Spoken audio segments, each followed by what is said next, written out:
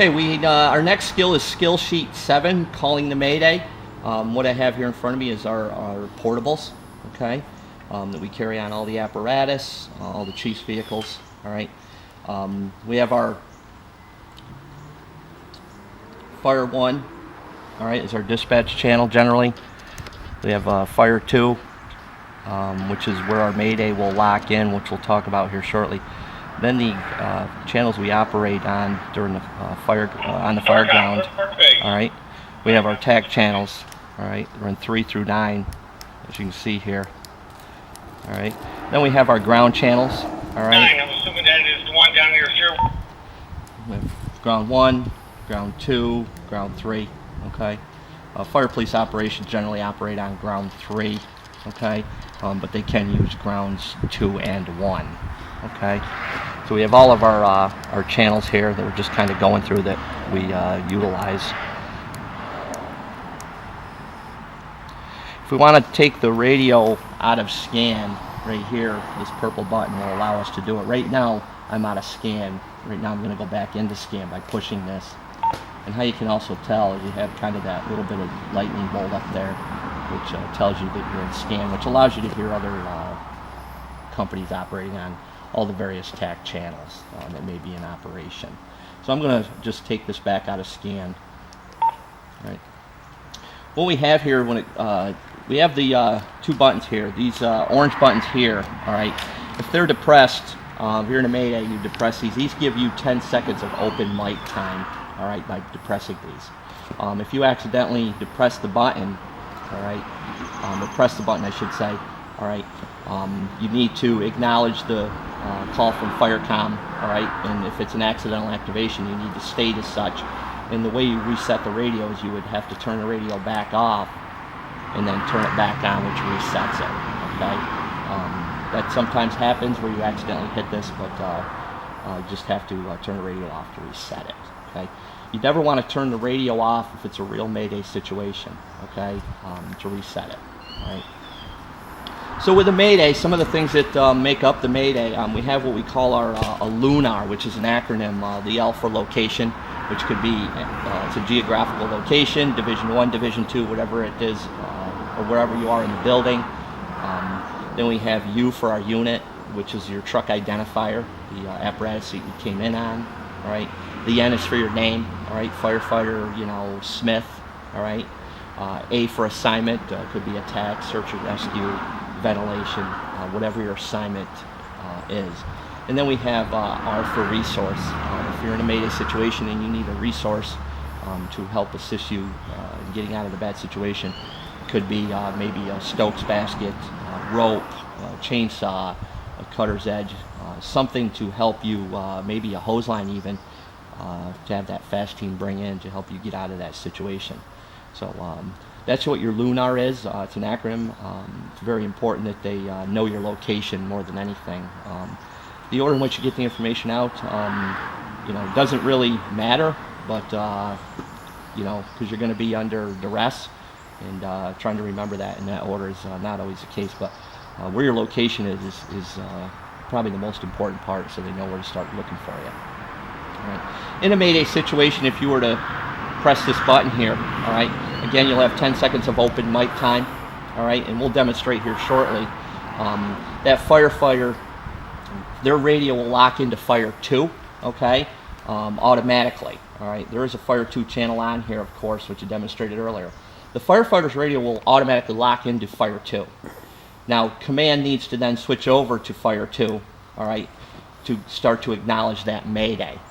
Firecom, the communication center, will also advise you to make sure that the commander has received the Mayday. All right? And then once they do receive an acknowledgement from the incident commander, they will let you proceed with the Mayday. But there's a good checks and balances in on this.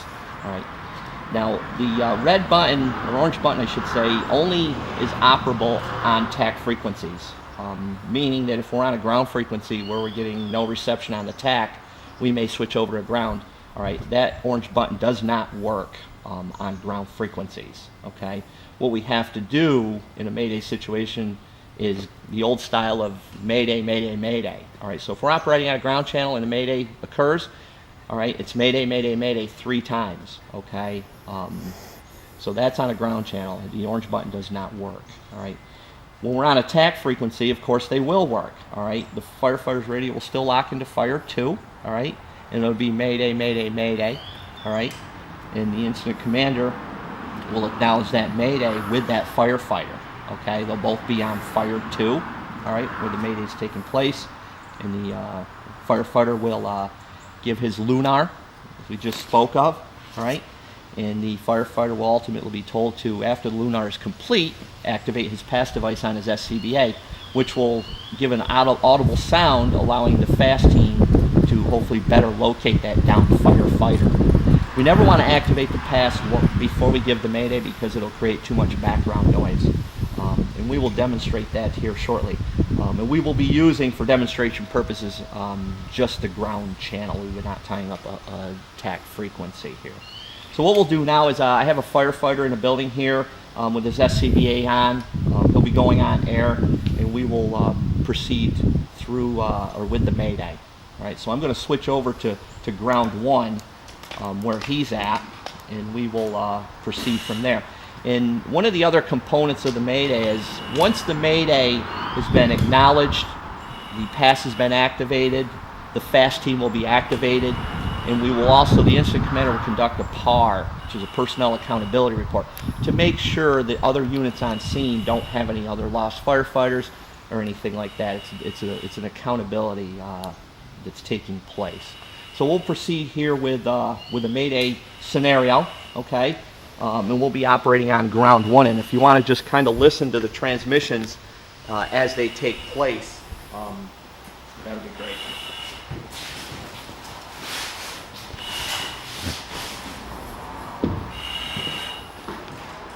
Mayday, Mayday, Mayday! Command's on for the Mayday. This is firefighter Figueredo, portable ETA 3725. I'm in the Bravo Charlie corner of the building. I was assigned to the attack team. I'm having severe chest pain. I'm running low on air. I'm going to need assistance with firefighters and a stokes basket. I'm activating my pass alarm. Command copies the Mayday. Go ahead and activate your pass device.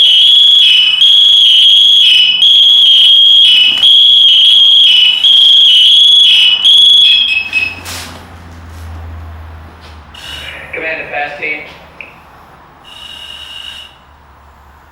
Fast team, I need you to deploy your resources. We have now firefighter roll on air.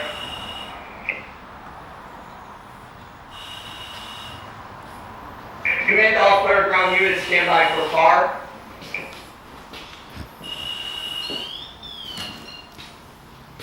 Command to E371, PAR status.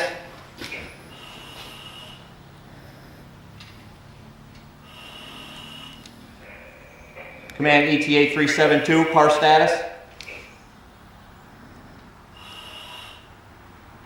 So what we've done there is we've went through the Mayday with the firefighter. We've acknowledged the Mayday. He's activated his pass. All right, he gave me his lunar, location, resources needed.